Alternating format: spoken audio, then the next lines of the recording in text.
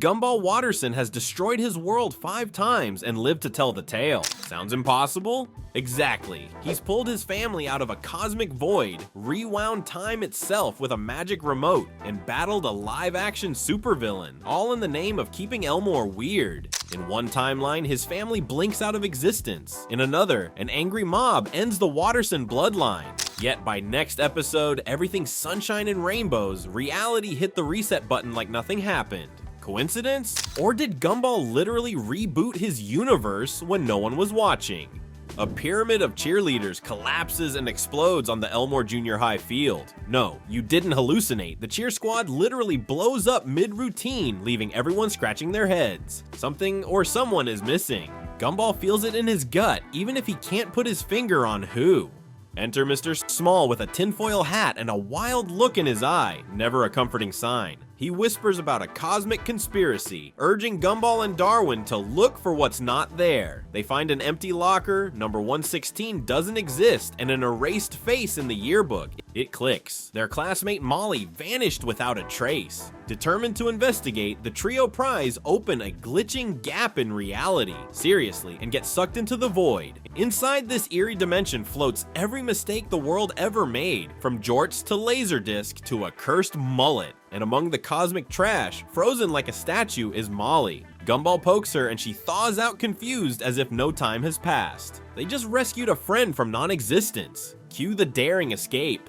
Gumball, Darwin, and Mr. Small speed off in a rickety van, don't ask, as the portal back to Elmore starts to close. They make it out just in time, adrenaline pumping. Gumball is ready to tell the whole world about this freaky void, except he can't. Why? Because the universe literally wipes their memory of it. Men in Black style, complete with invisible neuralizer flash. So, did any of that happen? Technically yes, Molly was back at school the next day, none the wiser. But come the next morning, Gumball is slurping cereal like any other day, blissfully unaware he literally fought reality itself 24 hours prior. To him and Darwin, it was all just a weird bad dream. The universe covered its tracks. If reality can just undo a day, what else has it been hiding? The Wattersons have angered every single resident of Elmore. How? By being the chaotic disaster family we know and love, of course. Now all those pranks, debts, and property damage come home to roost in one night of pure mayhem. Their neighbors form an angry mob with torches and everything, and literally smash down the Wattersons' door. The family is cornered in their own living room by dozens of furious townsfolk thirsting for revenge. Even a 50-foot giant, Hector, is raging through the streets, and a gelatinous monster, Kenneth, is eating a bus outside. That's how bad things have gotten. Nicole Watterson realizes this might actually be the end of her family.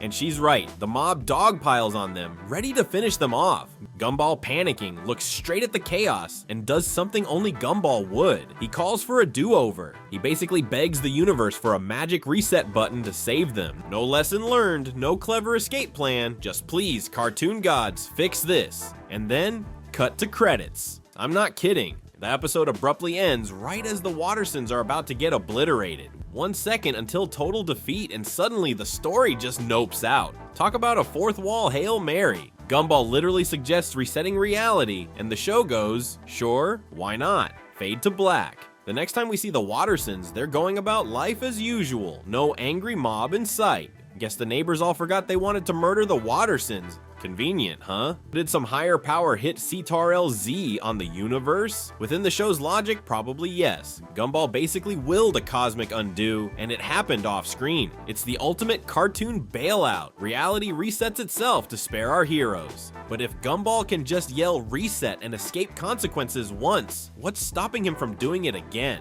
Flash forward to another catastrophe. Gumball watches Anais, his little sister, literally fade out of existence right before his eyes. 1 second she's clinging to the villain's arm, the next she's gone. Darwin is writhing on the floor as his legs shrivel up. He's reverting back into a plain goldfish and can't even breathe. A fish out of water in the worst way. The universe is deleting Gumball's family one by one, and he's next on the chopping block. How did we get here? Well, turns out this nightmare is actually a do-over of an earlier disaster. Long story short, Rob, that glitchy nemesis from the void, got his hands on a universal remote that controls reality. Yes, a TV remote, but for the universe. And he's using it to wreak havoc on Gumball's life. The first time around, Rob basically destroyed everything, but Gumball is getting a second chance with a serious case of deja vu to stop it. The battle for the remote is absolute chaos. Rob hits pause, fast forward, rewind. The world is his DVR. He even enables subtitles on reality at one point, because why not? Until Gumball rearranges the floating words into an insult and Darwin accidentally swallows the subtitles. Gumball accidentally sits on the rewind button at one point, turning his mom and dad into helpless babies. Rob even hits the eject button, making a classmate literally explode into nothingness. Poor Banana Joe. It's a timeline train wreck. Yet Gumball refuses to quit. He tackles Rob in mid-glitch, dodging punches in frozen time. In a burst of hero mode, Gumball snatches the remote and yeets Rob into the void where he came from. Victory? Not quite. Throwing Rob into a bottomless pit of nothingness is cool and all, until Gumball realizes maybe he shouldn't strand his enemy in eternal limbo. Even Gumball has a conscience.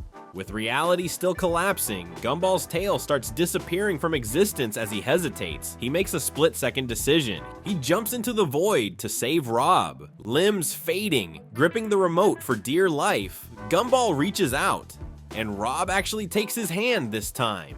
In that moment, Rob has a change of heart. Instead of hitting the power button on reality, he slams rewind. Time itself rewinds back to before this whole mess started. Gumball is suddenly back in his mom's car like nothing ever happened. Rob destroys the remote and poof, the timeline snaps back to normal. No one remembers the apocalyptic showdown. Talk about a soft reset. Gumball basically got to replay a doomed day and walk away without a scratch. But messing with time like that has got to leave cracks. Right? Whoa, take a breather. This is insane. If your head is spinning from all these timeline shenanigans, you're not alone. Now might be a good time to subscribe to this channel. You know, just in case we need to reset your reality next. Go on, hit that button. I'll wait.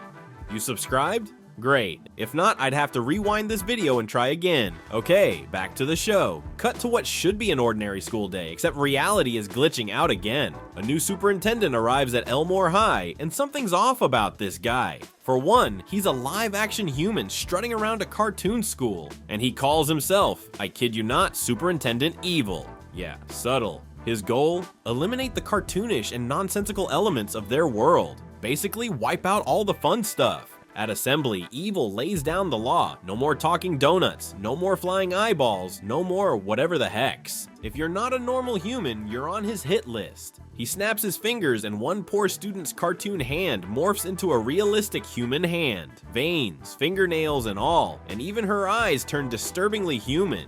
The kids scream, wouldn't you? Principal Brown tries to intervene, but Evil literally has him running in circles. It's a full-on purge of cartoon physics. This guy is not playing. Banana Joe gets commanded to stand up straight, and the dude is so scared of breaking a rule that he splits his banana body in half trying to obey.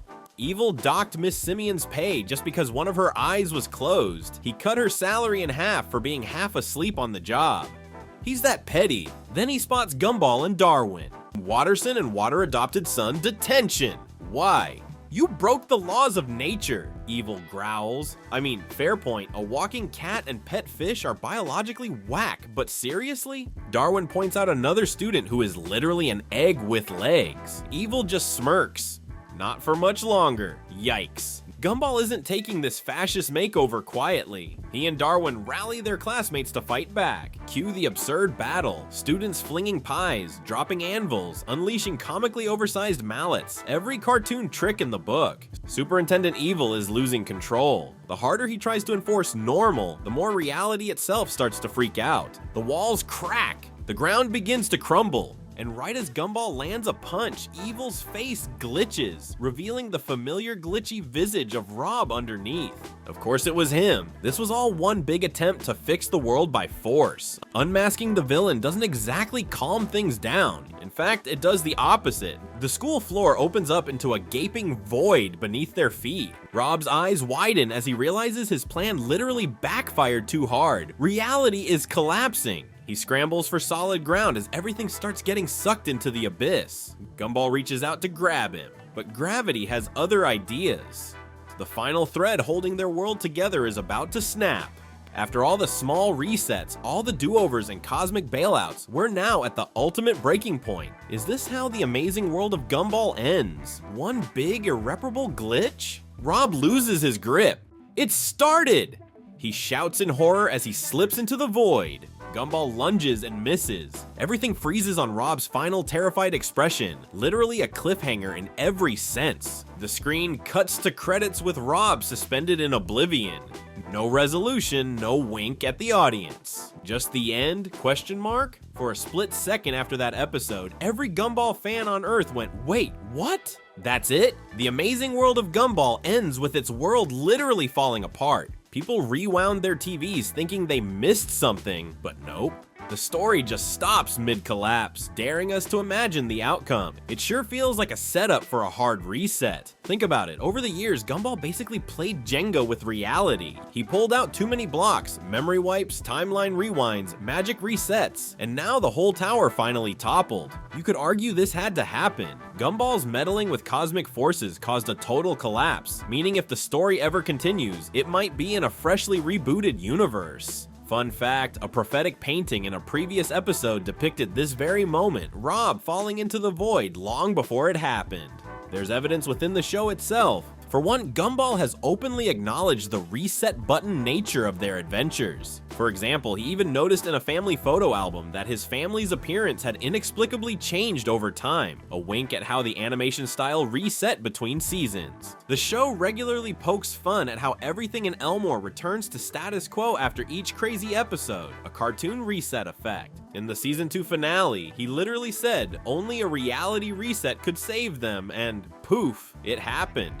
So when reality implodes in the series finale, aptly titled The Inquisition, a logical interpretation is time for a reboot, new art style, new rules. Who knows? On the other hand, maybe this was never meant to be solved neatly. The absurdity of ending a zany kid's show with total annihilation is the most Gumball move possible. It's a final cheeky wink. After all the chaos, they leave us in the void, laughing and screaming at the same time. The world of Gumball has always operated on cartoon logic. Maybe nothing broke at all. Maybe the Wattersons are back eating breakfast the very next day, and we just didn't get to see that part. Elmore's bounced back from every disaster so far. Why should this one be different? So did Gumball accidentally reset his universe or not? The evidence is on the screen, but the truth, that might be stuck in the void. And until we peer into it again, this paradox remains unsolved.